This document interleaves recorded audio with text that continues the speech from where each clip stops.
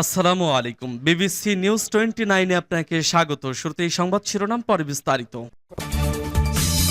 জানিয়ে দিব আমাদের হাতে থাকা সর্বশেষ গুরুত্বপূর্ণ আপডেট। আন্তর্জাতিক সংবাদ, গাজায় যুদ্ধবিরতি, লোহিত সাগরে হামলা সীমিত করছে হুতিরা।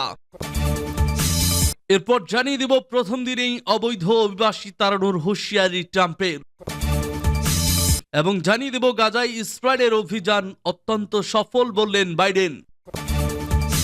আরো জানিয়ে দেব গাজা দখল না করলে সরকার উৎখাতের হুমকি দিলেন নেতানিয়াহুর মন্ত্রী।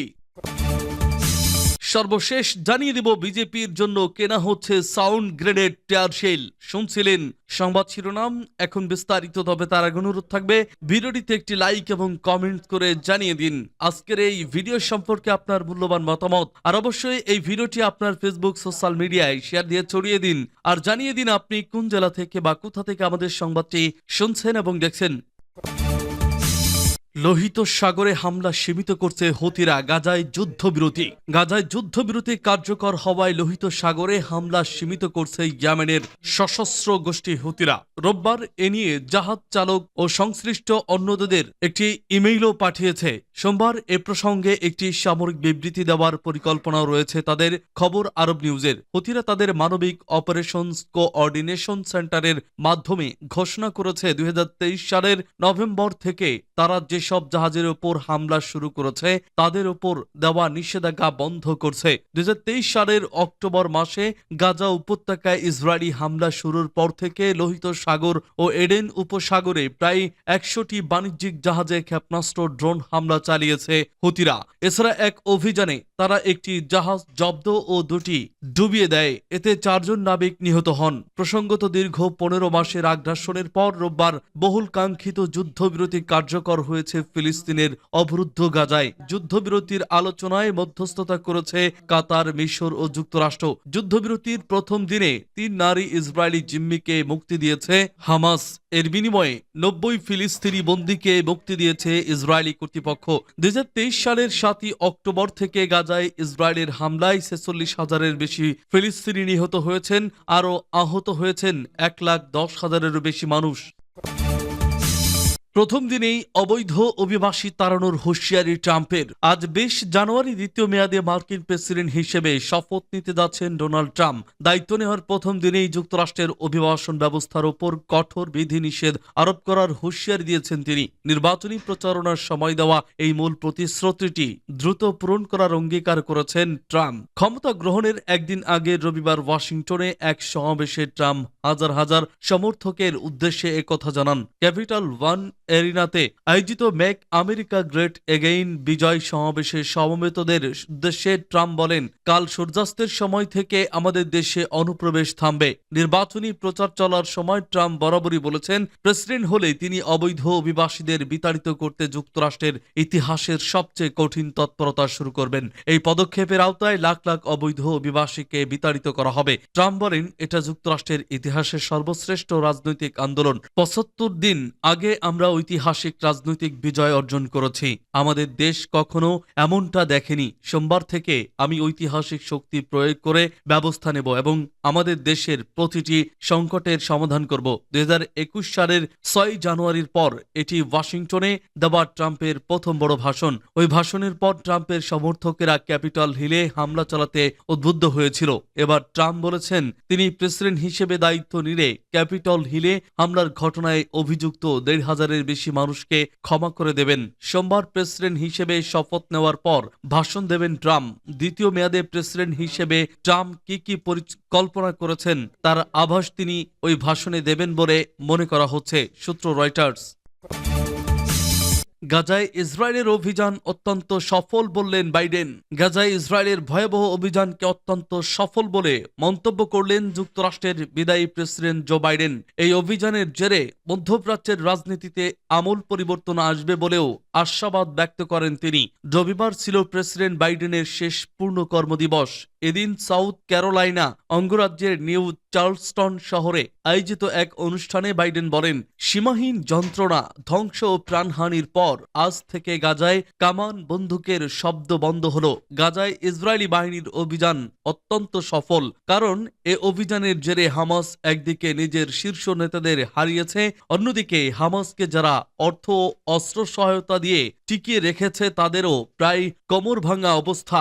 হামাসের সবচেয়ে বড় সমর্থক ও সহায়তাকারী গোষ্ঠী ছিল হিজবুল্লাহ। এই যুদ্ধে হিজবুল্লাহ তার শীর্ষ নেতৃত্বকে হারিয়ে প্রায় তছনছ হয়ে গেছে। গোষ্ঠীটি আমাদের প্রতিশ্রুতি দিয়েছে যে হামাসকে আর তারা সহায়তা করবে না। তিনি আরো বলেন, লেবাননে আমরা বহু বছর ধরে একটি কূটনৈতিক সমঝোতায় পৌঁছাতে চাইছি। সেই চেষ্টা আমাদের এখনো রয়েছে, কিন্তু এটিও সত্য যে লেবাননে সামরিক অভিযানে আমরা ইসরায়েলকে সহায়তা করেছি। বাইডেন বলেন, আর সেই অভিযানের ফলাফল দেখুন। আজ লেবানন হিজবুল্লাহর কবজা থেকে বেরিয়ে এসে স্বাধীনভাবে পথ চলা শুরু করেছে। কয়েকদিন আগে একজন নতুন প্রেসিডেন্ট ও প্রধানমন্ত্রী পেয়েছে দেশটি। আমি লেবাননের সাফল্য কামনা করছি। বিদায়ী মার্কিন প্রেসিডেন্ট বলেন, সিরিয়ার প্রেসিডেন্ট বাশার আল আসাদের নেতৃত্বাধীন সরকার, যেটি বছরের পর বছর ধরে হামাস হিজবুল্লাহকে সমর্থন দিয়ে আসছিল, তার পতন ঘটেছে। আর হামাস হিজবুল্লাহর সবচেয়ে বড় পৃষ্ঠপোষক ইরান এখন গত কয়েক দশকের মধ্যে সবচেয়ে দুর্বল অবস্থায় রয়েছে। বাইডেন বলেন, এই অভিযানের জেরে মধ্যপ্রাচ্যের রাজনীতি আমূল বদলে যাবে। আপনারা আরো কিছু সময় অপেক্ষা করলেই ব্যাপারটি অনুভব করতে পারবেন। তিনি বলেন, অবশ্য এই যুদ্ধ যদি পুরো মধ্যপ্রাচ্য ছড়িয়ে পড়ত তাহলে সত্যি খুব বিপদ ঘটত।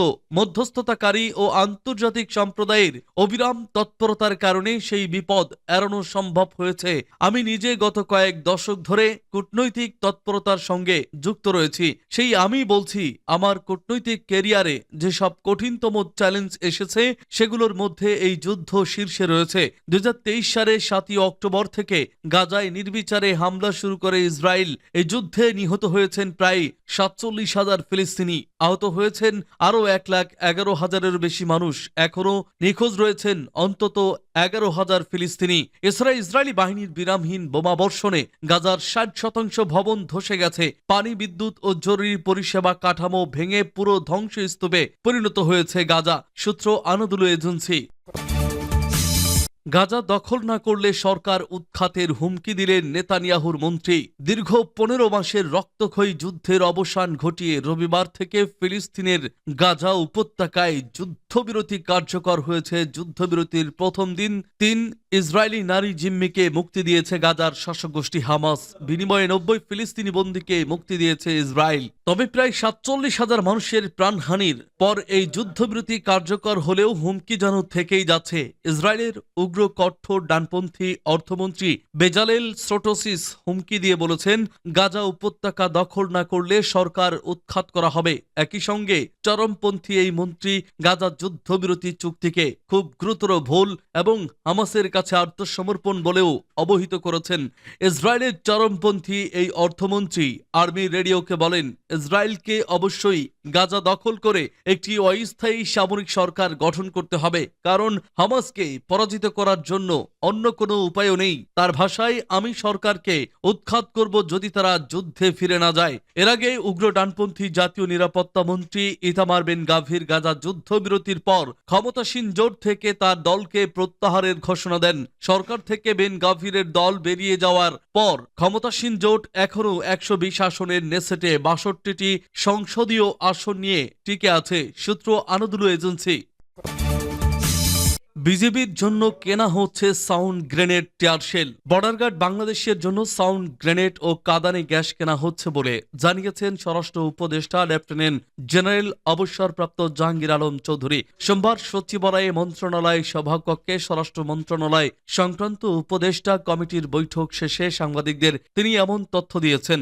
উপদেষ্টা বলেন, সীমান্তে সবসময় প্রাণঘাতী অস্ত্রই দেওয়া হচ্ছিল। অনেকেই প্রশ্ন করেছেন, বিজেপি কেন সাউন্ড গ্রেনেড মারেনি, কেন কাঁদানে গ্যাস মারেনি, কিন্তু এগুলো তো বিজেপির কাছে নেই। তাদের কাছে প্রাণঘাতী অস্ত্র, যেটা তারা ব্যবহার করতে পারেনি। গত 18ই জানুয়ারি চাঁপাইনবাবগঞ্জ সীমান্তে দুই দেশের নাগরিকদের মধ্যে উত্তেজনা দেখা দেয়। তখন ভারতীয় সীমান্তরক্ষী বাহিনী কাঁদানে গ্যাস ও সাউন্ড গ্রেনেড ব্যবহার করেছে বলে অভিযোগ করা হয়, কিন্তু বিজেপি এগুলো ব্যবহার করেনি। স্বরাষ্ট্র উপদেষ্টা বলেন, বিজেপির কাছে এগুলো নেই, তাহলে তারা কিভাবে এগুলো ব্যবহার করবে? এখন আমরা তাদের অনুমতি দিয়ে দিয়েছি, তাদের জন্য এসব জিনিস ক্রয় করা হবে। প্রাণঘাতী অস্ত্র তাদের কাছে আছে, কিন্তু সাউন্ড গ্রেনেড ও টিয়ার সেলের মতো যেসব জিনিস তাদের কাছে নেই, সেগুলো তাদের জন্য ক্রয় করা হবে। এসব কেনার জন্য অনুমতি দেওয়া হয়েছে। বিএসএফ এর কাছে এগুলো আছে, কিন্তু বিজেপির কাছে নেই। সীমান্ত এখন স্থিতিশীল অবস্থায় জানিয়ে উপদেষ্টা বলেন, সেখানে বড় ধরনের কোনো সমস্যা নেই।